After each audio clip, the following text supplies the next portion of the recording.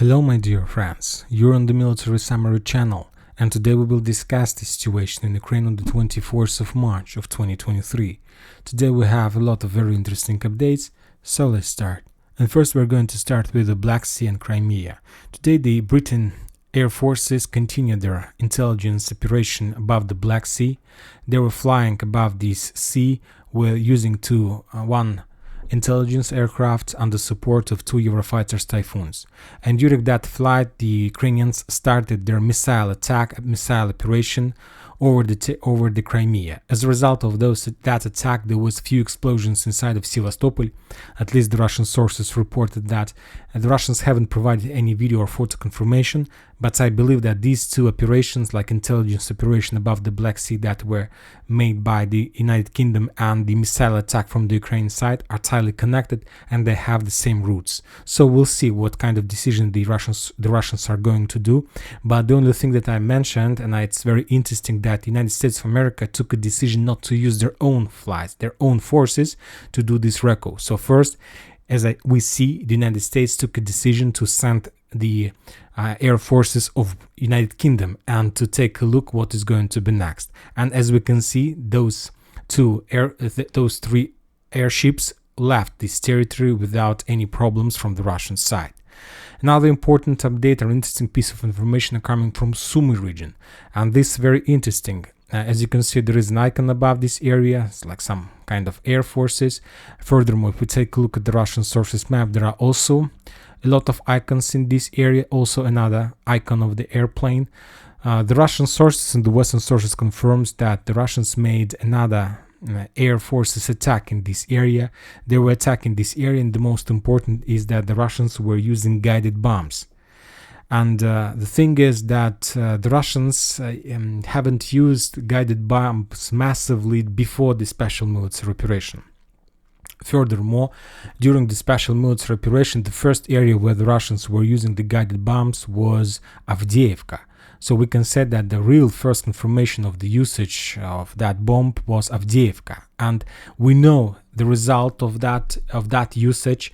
The Russians were mainly trying to attack this area of Avdiivka and the industrial zone on the north, because this is the most fortified position from the Ukrainian side, and guided bombs that the Russians are able to launch before 40 kilometers of the target, of course, are able to deal a lot of damage to the fortifications. And as a result of the Russians' attacks in Avdiivka, this area was completely ruined, and that allowed the Russians to start their counter-offensive operation, encirclement operation of Avdiivka, and now we can see the result, that the Russians have almost completed the encirclement of this town. And the thing is, and the strange thing is, that the Russians took a decision to use these guided bombs in Sumy region, very far from the front lines, very far from the combat line.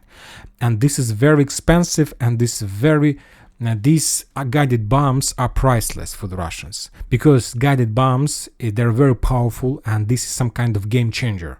You can send these guided bombs, when talking about the Russians, before 40 kilometers to target, so this is a very big distance. And of course, the Ukrainians don't have such air defense forces that can hold or stop the Russian air forces to do this. But the Russians chose their target, Sumy region. One more time, as a result of previous usage of those guided bombs, the Russians have almost completed encirclement of Avdiivka. And the reason why the Russians took a decision to use these bombs on the north of Sumy is very interesting. Very interesting, and we know that everything is possible in the future as a result of unblocking operation of Ukrainians, and who knows, maybe the Russians have already started preparation of their offensive operation in this area. Anyway, we'll see. The Russians are saying, and the Ukrainians confirms, that as a result of those guided bombs attack, the Russians used at least 10 bombs, and the effect of those bombs were pretty effective. And they reached their targets, as you can see, ruined buildings in this area, and so on. Now let's talk about the front lines, and first let's start with Donbas and South Donetsk front line. As you can see, when talking about Avdiivka, there are still heavy clashes around this town. The Russians continue reinforcing and improving of their positions along the railroad in the north of Avdiivka. The Russians continue their offensive operation between the groups, Ukrainian forces that located in Tonenka and D9's block, trying to get as close as possible to Lastochkina. The Russians continue clearing operation in the vicinity of Kamyanka. If we take a look at the Western sources map, we see that according to this map, and this map confirms that the Russians continue their improvement of their bridgehead on the north of Avdiivka, and the Russians, according to this map, we can say that the Russians changed their focus and now they're trying to attack the Ukrainians in direction of Achertina and direction of Keramic. And this operation, we can understand this operation because, as we know, the Ukrainians have accumulated and have collected a lot of forces. And of course, now they have a very powerful army. We discussed the previous two videos about the Ukrainian army in the vicinity of Bakhmut, around 80,000 soldiers. And the thing is that the most dangerous part from this situation for the Russians is now that Ukrainians are able to redeploy this powerful army from one front line to another. So imagine yourself at some certain time the Ukrainians took a decision to redeploy their 80,000 army from Bakhmut, let's say in direction of Zaporozhye. It will take them less than a week to do this.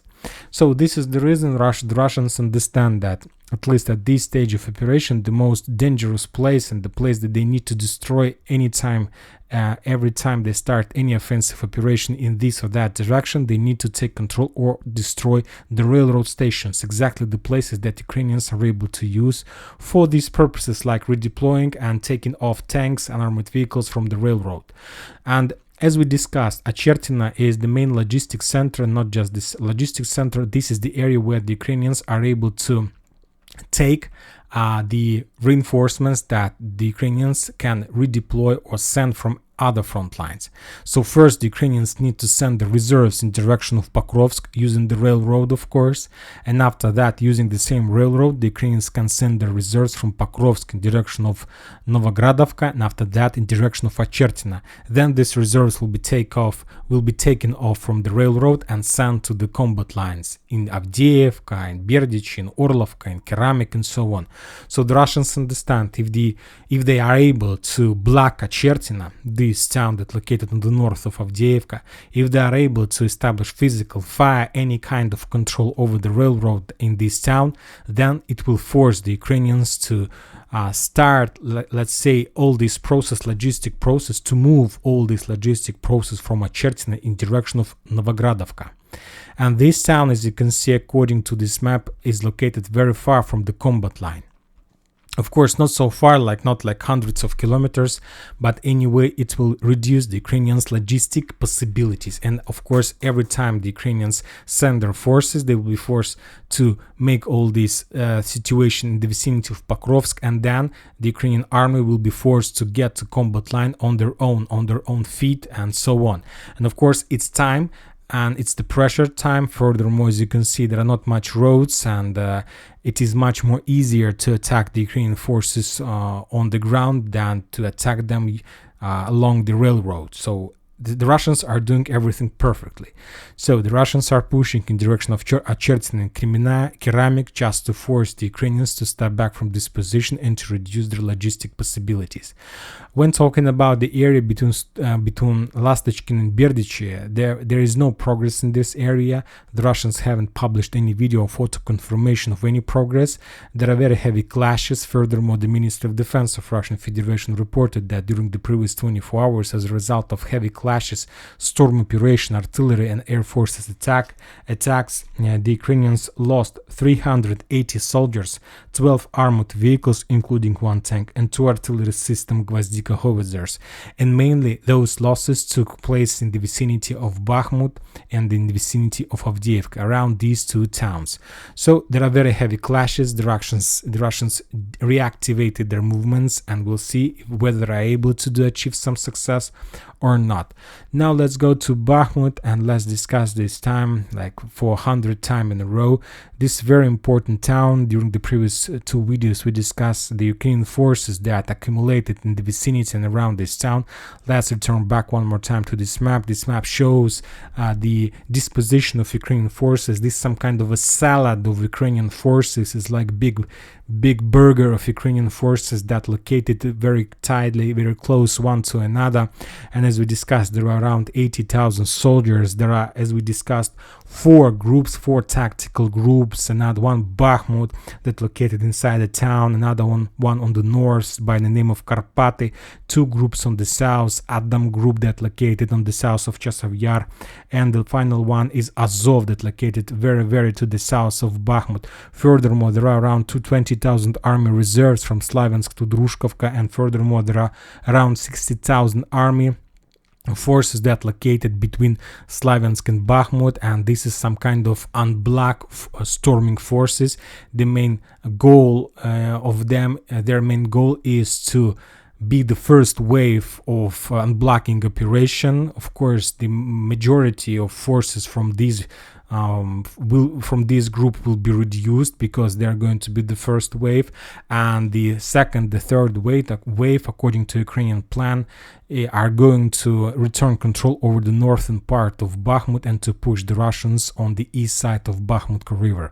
So we understand the plan. We see the number of Ukrainian forces in this area, but furthermore, as we discussed, the Russians report about the heaviest losses of Ukrainians on Bakhmut and Artyomov's front line, 380 soldiers during the previous 24 hours. But now today let's discuss about the Russian forces that located in this area, and let's try to analyze and let's try to find an answer to the question whether the Russians are able to stop the Ukrainians and to push them back and to hold the bridgehead on the north of Bakhmut. If we take a look at deployment map, this map shows that the Russians have their 106 Air Assault Division that located right exactly on the north from Bakhmut. There is 11th Wagner Battalion Tactical Group. There is just 6 Cossacks Motorized Regiment. There is Wagner's Tactical Battalion Group, another Wagner's Tactical Battalion Group, and there are forces on the south as 3rd Motorized Brigade Berkut and also another Tactical Battalion Group. So, of course, if we take a look at this map and if we will just calculate the number of icons from the Ukrainian side and from the Russian side, we see that the number of Ukrainian icons may be 4 or 3 times more in comparison with the Russian. Now let's take a look at another map and just to try to analyze one more time.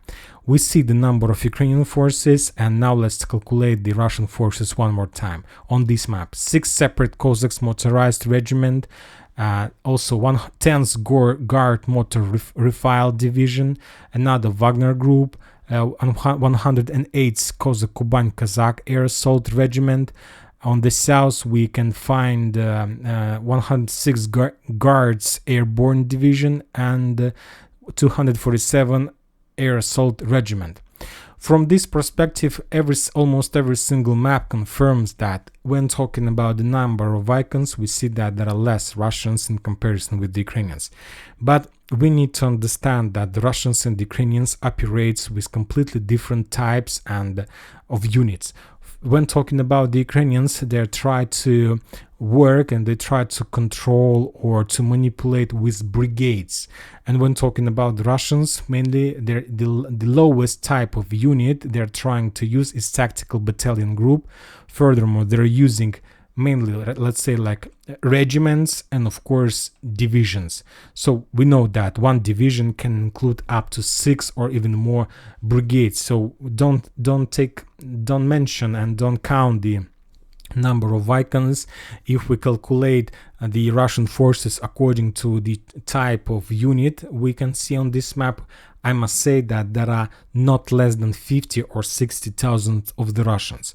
So from one side we see around 80,000 Ukrainians on the left side, and on the right side around 50,000 of the Russians. And if we try to split the Russians, some sources are saying that there are around 30,000 of Wagnerians and something around just around Bakhmut, and something around 10,000 of reserves in the vicinity of Popasная. Furthermore, don't forget about the regiments and about divisions. So I can't tell that Ukrainians have like significant superiority in manpower and so on. Yes, they have almost the same number of forces, or maybe a little bit more, 10 or 20,000 soldiers more. But you know that these 10 or 20,000 soldiers can solve and can change the entire picture and can be the game changers. Everything depends on many factors, like situation on the ground, like what kind of the hills, like supply, support, logistic, and many other. Very difficult to determine who is going to win this battle, and very difficult to understand with the real goals of the Ukrainians and the Russians. Furthermore, the Ukrainians reported today that they took a decision to move the possible counteroffensive operation from the end of March till the middle of April. So today is the 24th of March, and that means that the Ukrainians, according to the official information we received from their sources, are going to start counteroffensive operation somewhere just in 3 weeks. So maybe there are going to be no Bakhmut by that time. Maybe this is another speculation and another fake from the Ukrainian side, and now they're trying just to cause problems and to disorganize the Russians and so on, and they will attack earlier or something like this. Furthermore, today the president of Ukraine, Zelensky, adopted a few laws about the special operation in Ukraine, and he created military authorities of Severodonetsk and Lysychansk. As you can see, these two towns are under Russian control, but the Ukrainians, Zelensky took a decision to create military authorities. By this action, he's trying to say that soon we are going to return back, the Ukrainians are going to return back these two towns. So this is like some kind of action from his side. The Ukrainians are trying to break or to ruin the Russian focus and to force them to make mistakes, and after that they will strike. As I told you in the previous videos, the Ukrainians are going to strike, and they will strike. The question is where exactly they're going to do this, and another question whether the Russians are able to stand and hold the Ukrainian attack. Now let's go further to the front lines. Now let's talk about Liman front line. The Russians are saying that during the previous 24 hours, as a result of clashes in this area, the Ukrainians lost 125 soldiers, 3 armored vehicles, and 1 artillery system. And I believe that the level of losses, as you can see, this is the highest level of losses since during the previous 2 weeks. We discussed that first the Wagnerians took its operational pause in the vicinity of Bakhmut, and after that the Russian forces in Liman, who made some kind of support operation, they followed the forces in Bakhmut and made their own operational pause. And as soon as the Wagnerians restarted their offensive operation in Bakhmut, inside the town, trying to storm, trying to close the hat of this cauldron.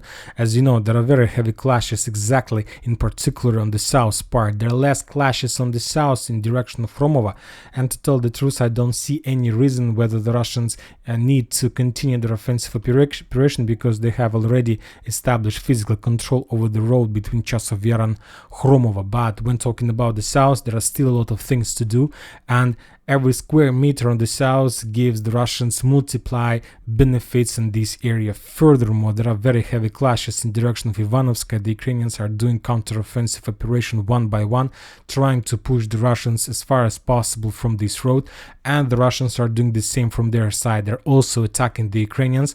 I believe that, yes, there was a lot of clashes in Mariupol, in Kimina, Forest, and so on. I think that the clashes for Ivanovska, the clashes for this town, we can compare with one important town that we saw at the beginning of special military operation. I believe you remember my famous and my favorite town during the special military operation, and of course I'm talking about my favorite Toshkovka. So Ivanovska is the same. If we compare and if we can analyze and compare and to find something common between operation for Bakhmut and Solidar, Lysychansk and Severodonetsk agglomeration, Toshkovka, this small town, is something the same as Ivanovsk. As soon as Ivanovsk falls, the entire Bakhmut and maybe Chasiv Yar garrison is going to fall automatically. And the Russians are pushing, and the Ukrainians understand the value of this town, and of course they will do all their best they can do, but not to allow the Russians to take this area.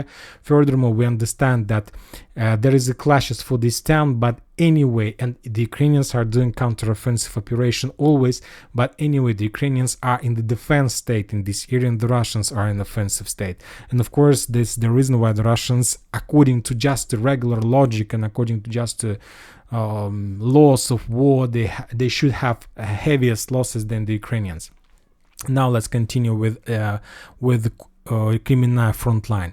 As we discussed, the Russians have already got the outskirts of Makeyevka, and there used to be very heavy clashes in this area. The Russians established control over the eastern part of this town, and they're pushing in this direction. If the Russians are able to push the Ukrainians from this side of Zhiribets River to the west side, then they will be able to start movements to the south, and they will take control every single town one by one until they get the outskirts of Yampol that located right on the north of Seversk. And this is the reason I believe why the losses of the Ukrainians on this front line have increased during the previous 24 hours. As we discussed, the Ukrainians lost 125 soldiers. In comparison with the previous day, the Ukrainians yesterday lost just 80 soldiers on this front line. The day before yesterday 90, and 3 days ago 95. So another additional 35 losses on this front line from the Ukrainian side tell us about some kind of activation on these movements on this area. We need to analyze the numbers within the next few days and to understand whether there's a real situation about offensive operation, or maybe it just was the lucky day for the Russians, if we can call this like that. Now let's go to the Kupiansk front line. As you can see, there are also a lot of icons in this area. The Russians reported that during the previous 24 hours, as a result of clashes, the Ukrainians lost 60 soldiers, 4 armored vehicles, and 3 artillery systems, D-20 and 2 Polish Krab, but without any changes on the ground. To tell the truth, I have my own opinion about every single front line. About Kupiansk, I'm telling you that about not Kupiansk, about Kimina, I'm telling you that this is the operation to support the Wagnerians around Bakhmut. About Bakhmut, I told you many times about operational posts, about the hills. When talking about Avdiivka, we just discussed today about the possibility of development on the north. About Ugledar, we discussed about the very bloody operation from both sides. I have my own opinion about every single front line. But if you ask me the purposes of even existence of Kupiansk front line, I don't understand.